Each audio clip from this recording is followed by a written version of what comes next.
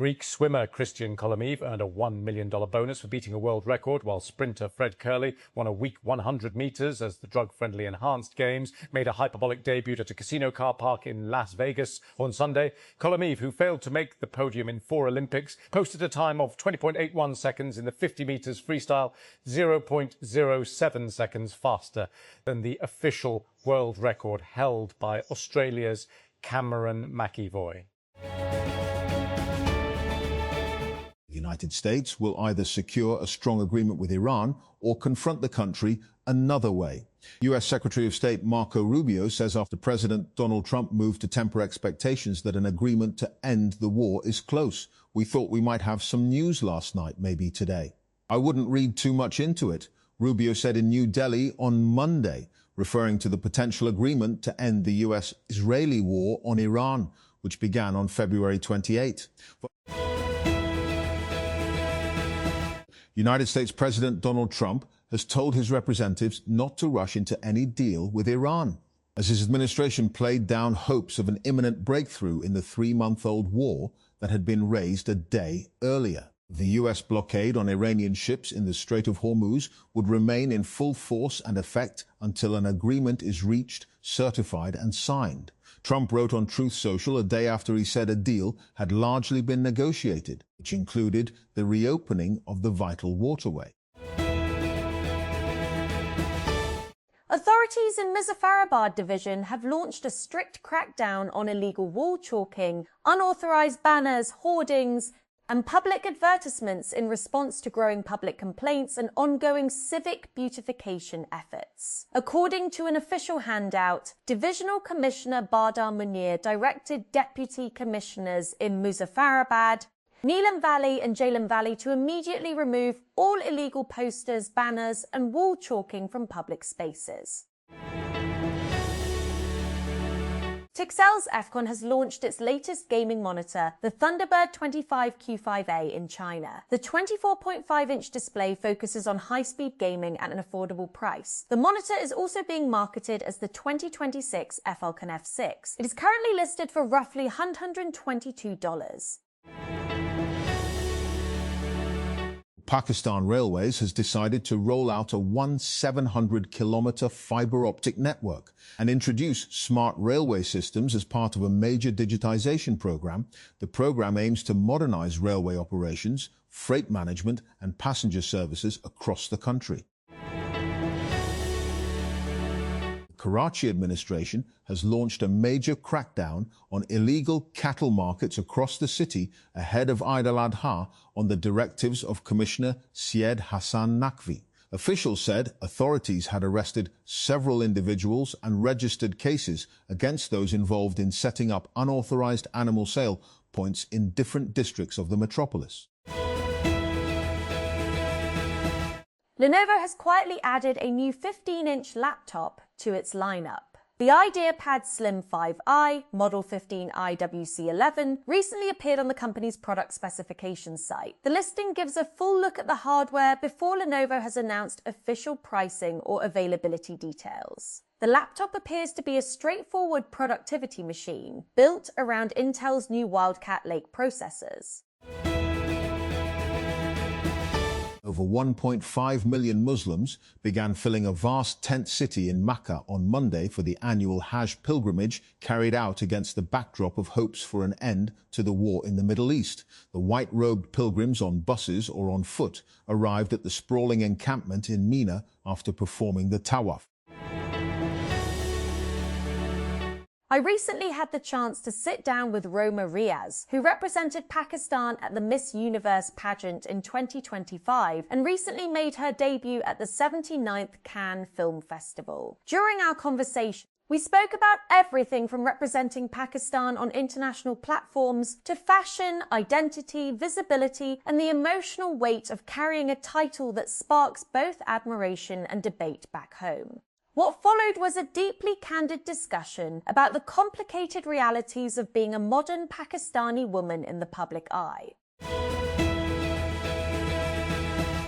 Indian Finance Minister Nirmala urged the country on Monday to focus on fuel, fertilizer and foreign foreign exchange and underlined Prime Minister Narendra Modi's plea to conserve foreign exchange as very important amid the Gulf crisis. Earlier this month, Modi called on Indians to conserve fuel and foreign exchange and avoid gold purchases, among other austerity measures, to better manage the energy shock and economic headwinds. US Secretary of State Marco Rubio says US and Iranian negotiators have a pretty solid thing on the table and a deal to end the war between the two countries may be reached on Monday. We're still a work in progress, Rubio said during a visit to India.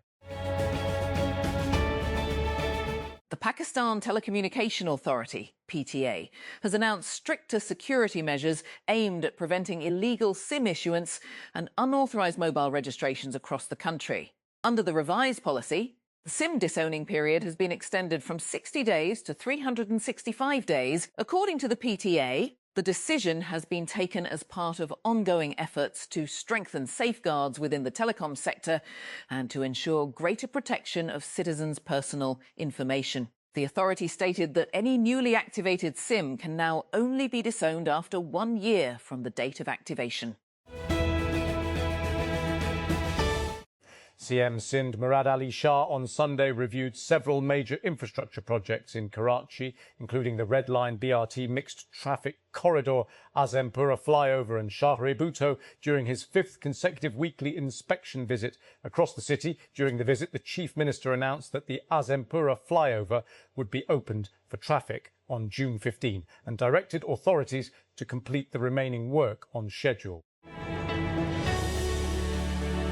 Pakistan and China signed landmark agreements during a B2B conference held as part of Prime Minister Shehbaz Sharif's, Federal Minister for IT and Telecommunications Shaza Khawaja and key cabinet ministers' visit to China. According to details shared by the Ministry of Information Technology and Telecommunication, the visit, taking place as both countries celebrate 75 years of diplomatic relations, marked a significant step toward deepening bilateral cooperation in digital transformation, artificial intelligence, fintech and next-generation connectivity. The Sindh government distributed 200 free pink electric scooters among female students and working women during a ceremony held in Hyderabad as part of its Women Mobility Initiative. Senior Minister for Information, Transport and Mass Transit Sharjeel Inam Mimon attended the event as chief guest and handed over the scooters to selected beneficiaries. Ingredients: K&N's combo wings, 425 grams. Prime Minister Shehbaz Sharif was welcomed on Monday at the Great Hall of the People, where he met his Chinese counterpart Li Qiang. PM Shehbaz landed in China on Saturday on a 4-day official visit, reaching Beijing yesterday after making a stop in Hangzhou. And RAF jet with the UK Defence Secretary on board had its signal jammed as it flew near the Russian border earlier this week. John Healey was travelling back to the UK on Thursday after visiting British soldiers in Estonia when the incident happened, The Times first reported. Oil prices have fallen sharply and Asian stock markets have risen on hopes of a deal that could bring an end to the US-Israel war with Iran. On Saturday, US President Donald Trump said an agreement with Tehran had been largely negotiated and details would be announced soon, but the following day urged his negotiating team not to rush a deal. Victor Wembanyama has scored 33 points to lead the San Antonio Spurs in a 103-82 rout of Oklahoma City and level the NBA Western Conference Finals at 2 games each.